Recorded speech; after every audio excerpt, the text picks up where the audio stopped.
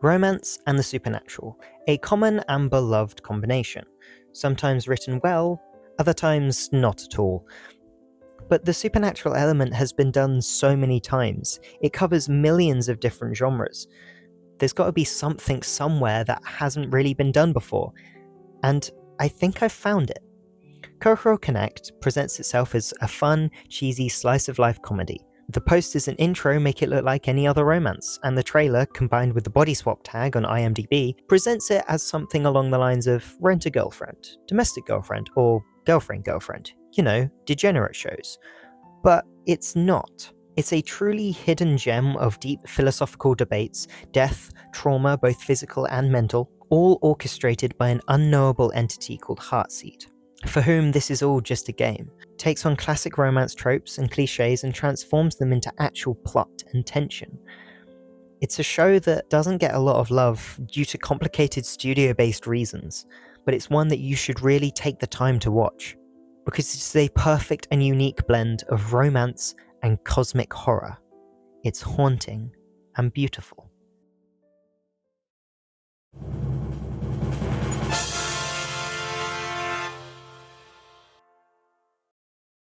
Written by Sadanasu Anda and compiled into 11 issues, Kokoro Connect was published in 2010, becoming an instant hit and causing Silverlink Studios to adapt the first 4 issues into a 17-part miniseries in 2012. And that miniseries is what I'm talking about today. You jump right into the action in the first episode, where you meet the characters: Taichi, Inaba, Nagase, Yui, and Aoki. I will talk about why this show has some of the best characters later in the video. But for now, they are a group of friends from the Cultural Research Club, a title that means nothing. Their school requires them to join at least one club, and because none of them wanted to, they just formed their own along with the help of their teacher, Goto. However, one day their teacher is possessed by a supernatural entity called Heartseed. Heartseed is a powerful entity who is the cause of the different phenomena that happen within the story. And oh my god, are they some of the best examples of cosmic horror I have ever seen. He is an unknown, unseen thing that manipulates the minds and bodies of the characters. Appearing out of nowhere at any time, the tired and goofy Goto can switch into a literal ancient god, whose only motive is entertainment. Heartseed is bored, so they just decide to torment 5 high schoolers at random. Like a child playing with their toys, he makes it very clear who's in charge. From the posters, the intro, and the overall vibe of the first few episodes, it feels like a fun, silly comedy. With the first paranormal phenomenon being body swapping, really feels like the sort of thing that you wouldn't be able to watch in the living room without headphones. And for a little while it does work like that, until Heartseed shows the characters, and the audience, that this isn't some cheesy romance. He takes over Nagase, and forces her to jump. The next scene is them in hospital, gathered in the waiting room. When the phone rings, it's Heartseed. Until now, they have been body swapping at random, but now he allows them to swap to whoever they want at any time. They have to decide who dies in Nagase's body. And the tension is high. This is only episode 5 of 17, and all the show's description says is body swap. What if one of them does die in Nagase's body? It's such a dark twist. Maybe the rest of the show is them dealing with their new life, stuck in a body that's not theirs. I've seen Tales from the Loop. Would they really kill off a main character this early? I've also seen Madoka Magica. All of these things are possible. Now, I'm definitely not going to spoil what happens, but from this moment on, you know that all it takes for the show to turn even darker is Heartseed just getting a little bit too bored of his game. Now onto the characters and why they are so amazing. First we have Taichi. On the surface, he is your standard protagonist. He is calm, kind, and represents selflessness to the point of self-destruction. As the main character, he acts as the main catalyst to the others as he tries as hard as possible to help his friends. I think this works well for a love triangle as well, because instead of acting like, "Oh no, 2 women love me. My wallet's too small for my 50s, and my diamond shoes are too tight," like most anime, because of who he is, he's genuinely trying to be kind to both girls but can't. It's a really interesting take on the trope and I love it. He does have one small issue, other than his toxic positivity. He doesn't really have a personality. Oh wait, sorry, I'm mistaken. He does have a personality. He loves wrestling. A fact that comes up almost constantly and never actually matters to the plot. Like, you'd think that something that specific and random would be foreshadowing for like a major fight scene or something. But no, he just likes wrestling. In fact, that fight scene is given to a completely different character, so hey ho. The second in the love triangle is Nagase.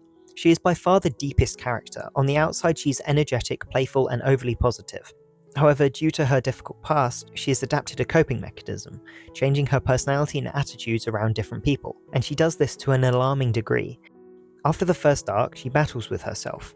Instead of being the Nagase that people know, she's now split between trying to be what people think she is versus also trying to discover who she really is, going through phases of depression and anger, on top of her love triangle with Taichi and Inaba. Inaba, by the way, is my favourite character. She is smart and logical. She likes to be in control, which makes her peers see her as overly prideful and distrustful of others. While she's intelligent, she's socially awkward around anyone who isn't directly in her friend group. And I love this. Across not just anime but most media, intelligent characters are always overly polite and nerdy, or obnoxious and rude. But having the intelligent character be a tsundere really works. It feels fresh and unique. While she's aggressive and angry most of the time, it's never because she thinks of other people as stupid. Instead, her intelligence causes her to overthink things and become distrustful of others. So when she eventually opens up, it's something that she's not used to, and shows that she doesn't think of herself as perfect. Outside of our love triangle, we have Yui, who appears to be a stereotypical female protagonist. She idolizes romantic relationships, fills her room with classically cute things, and has a black belt in karate. Along with her, we have Aoki, who has a crush on Yui. He acts as the comic relief and the annoying pervert character that all romance anime just has to have for some reason. During the first arc, Yui and Aoki felt just like another random pair of characters. A standard romantic subplot that will undoubtedly have Aoki do something creepy and Yui forgive him for no reason. But oh boy was I wrong. These two have one of the most interesting relationships I've come across. Unlike Taichi's love of wrestling, Yui's karate is actually important to the plot. And again, without spoilers, Yui attacks someone. Due to this, she is terrified that it will happen again and locks herself in her house. It is then revealed that Yui has been struggling with agoraphobia and androphobia, a fear of going outside and a fear of men. This creates a snowball effect and a change in Aoki. He starts to realize that he doesn't like the way he acts, and the revelation that he's been tormenting the person he loves crushes him, prompting him to turn over a new leaf and focus on supporting her instead. This is by far my favourite arc, and the way it's concluded is beautiful. So where does that leave us? A stellar set of characters, a fantastic plot that could really shoot off in any direction, with no second season. If this show is so good, why aren't we getting any more? As I said earlier, the anime only covers 4 out of the 11 issues of the manga. Well, I'll tell you. To put it briefly, the show's creators played a prank on a voice actor, Mitsuhiro Ichiki. At a 2012 pre-screen event, they basically told him he was going to get a big voice acting role on the show, but then revealed that he was actually becoming a publicity chief, publicly humiliating him. Now, I don't know a lot of the details, and I will put links to videos where more intelligent people discuss it more in detail, but this basically caused a massive fan boycott of the show, plummeting sales, causing the show to become a commercial failure, and it was shelved never to get a second season. This means that most people have never heard of it. Now, I have mixed feelings on this. On one hand, what Silverlink Studio did was unacceptable, and I'm happy to announce that Ichiki is doing really well. He's been a part of a lot of popular video games and TV shows. And it is a good thing that Silverlink didn't get a lot of profit from Kokoro Connect. But this show is amazing, truly one of the best I've ever seen. It takes classic anime tropes and cliches and reuses them in fun ways. It would be great to explore more of this world. But I don't want more. I know about the other 7 issues, and I kind of don't want to read them, because the show is perfect. Every romance ties together, every arc is resolved, it's warm, heartbreaking, funny, emotional, terrifying. Heartseed is scary because we know nothing about him, and the ending is hopeful because the characters aren't fixed, but they are happy. If there was a second season, so much would have to be undone. In my opinion, the show's perfect the way it is. Haunting and beautiful.